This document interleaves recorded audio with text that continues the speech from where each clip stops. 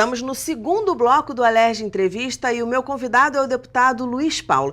Deputado, o senhor no finalzinho do primeiro bloco estava falando como a Alerj pode contribuir para minimizar a crise econômica que o Estado passa. Bom, primeiro é aprovar este projeto de lei que possibilita que o Estado saque 6 bilhões de reais dos depósitos judiciários. O segundo é que é questão de tempo que o Estado mande um segundo projeto para casa. Sobre o quê? Sobre a dívida ativa. A dívida ativa do Estado, o que é dívida ativa? São as pessoas que devem ao Estado, está transitado em julgado, não cabe mais recurso, nada, deve, e não pagam. Tem uns 60 bilhões de dívida ativa. Então é fazer um refis. O que é um refis? Mandar um projeto de lei de um refis. É um projeto para financiar o pagamento da dívida. Né?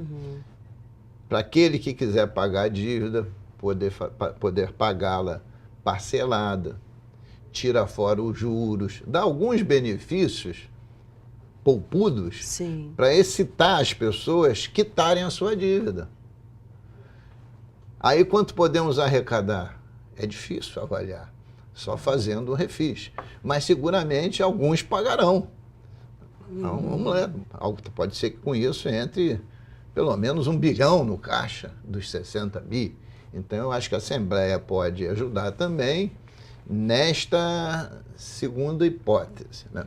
Essas, para mim, no meu entendimento, são muito claras.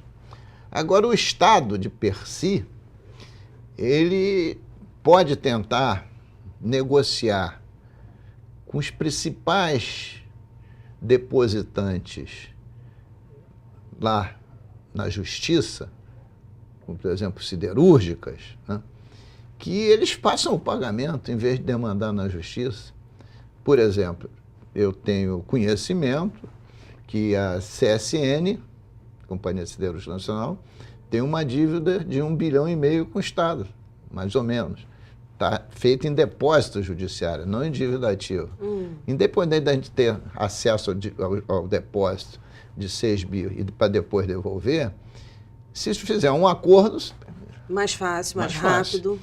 Parece que a Petrobras, a gente parece, porque a gente não tem acesso a isso, porque existe na questão tributária, né, uma proteção de revelar quem são os devedores, etc. Mas parece que a Petrobras, eu estou falando de informações que a gente vê nos jornais, nos bastidores, né?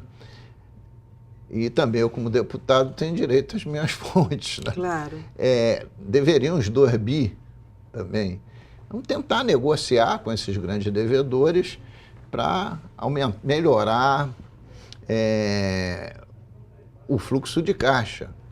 Agora mesmo, o plenário da Casa vai seguramente apreciar um projeto da mesa diretora para que, através do fundo da Alerj, por decisão do presidente, mas submetido ao plenário, possamos utilizar um pedaço desse fundo para comprar os scanners para servir de revista no sistema penitenciário e no DEGASE, né, que é o órgão, né, de correição de menor, né?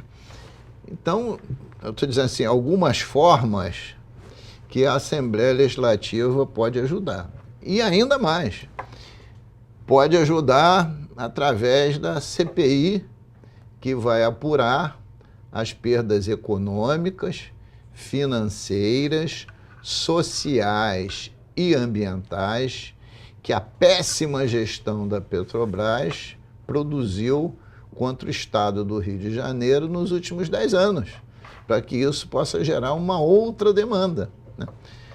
O Estado deu benefícios fiscais fortíssimos para o Comperj. Qual o retorno desse benefício fiscal na medida que ele está parado? Nenhum.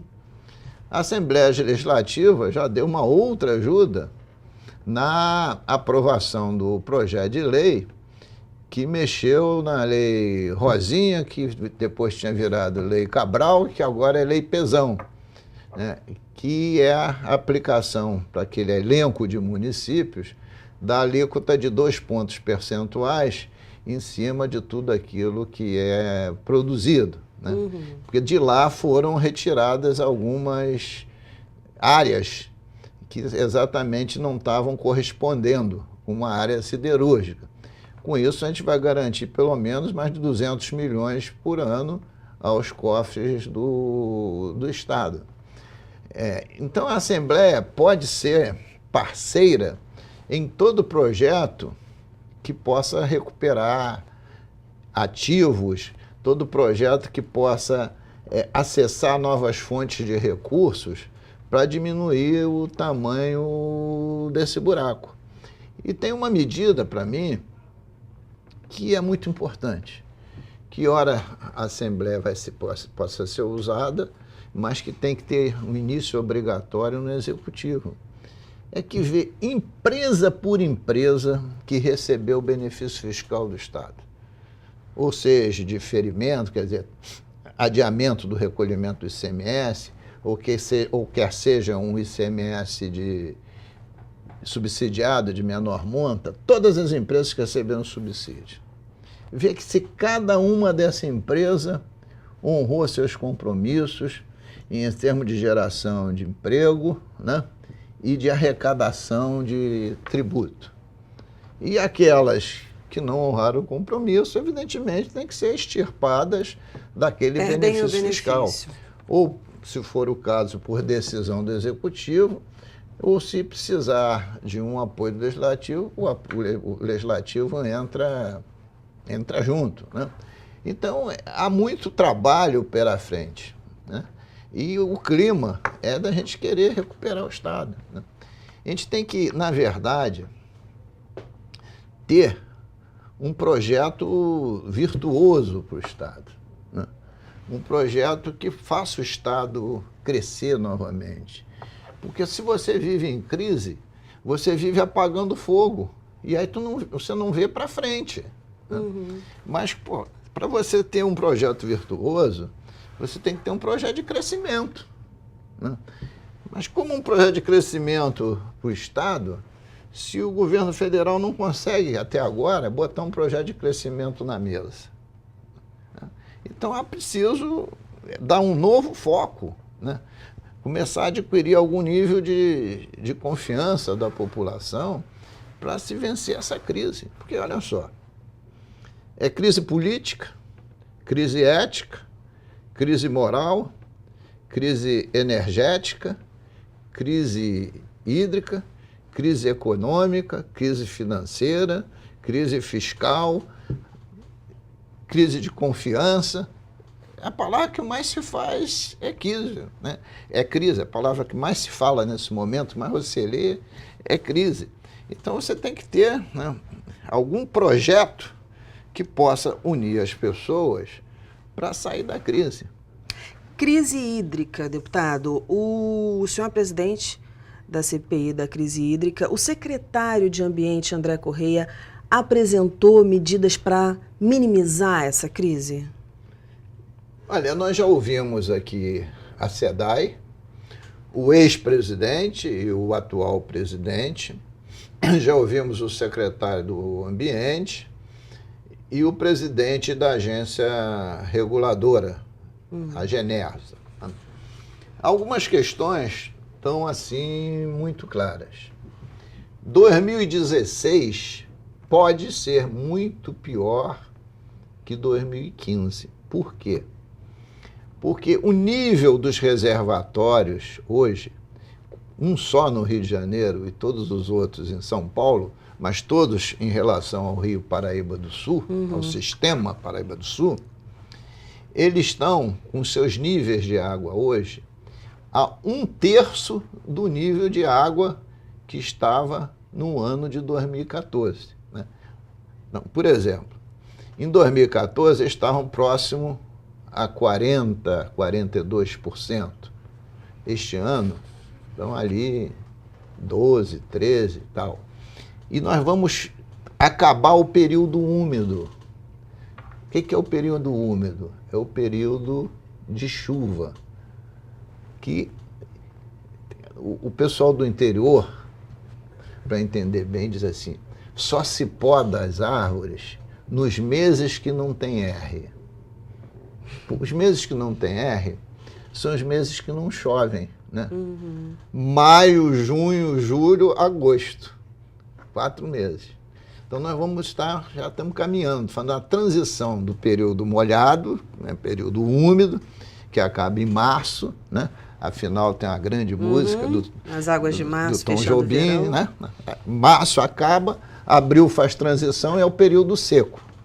Ora, imagina um período seco, bem seco. Os reservatórios já estão lá 13, 14, eles vão baixando. Aí imagina que tu entra o período úmido, que vai fazer uma transição em setembro para outubro começar, né?